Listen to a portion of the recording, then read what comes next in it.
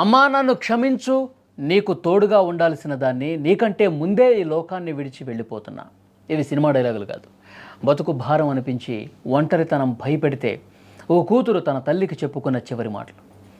ఖమ్మం జిల్లాలో జరిగిన ఈ ఘటన ఇప్పుడు అందరి గుండెలు పిండేస్తోంది. తండ్రి లేడు, తల్లి అనారోగ్యంతో ఆసుపత్రిలో ఉంది.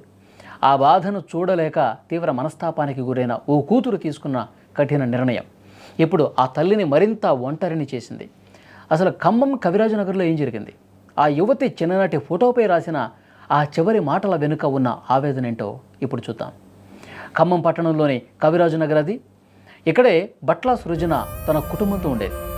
అందరిలాగే సంతోషంగా సాగుతున్న వారి జీవితంలో 7 ఏళ్ల క్రితమే తండ్రి మరణం ఆ కుటుంబంపై పెనుభారాన్ని మోపింది. ఇంటికి పెద్ద దిక్కును కోల్పోవటం ఆ కుటుంబానికి తీరని లోటు. అప్పటినుంచి సృజనకు అన్నీ తానే చూసుకుంది ఆమె తల్లి. తండ్రి లేని లోటు తెలియకుండా పెంచింది. కానీ విధికి అది కూడా నచ్చలేదేమో.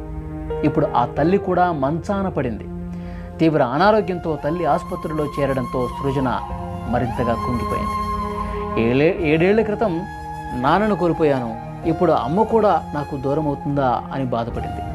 అమ్మకేమైనా అయితే నేను ఇంకా ఎలా బతకాలి అన్న భయం ఆమెను నిత్యం వెంటాడింది. అలా బాధపడి తనలో తానే ఆ బాధను గుండెల్లో పెట్టుకొని అదే ఆలోచించుకుంటూ ఉరివేసుకుని బలవన్మరణానికి పాల్పడింది.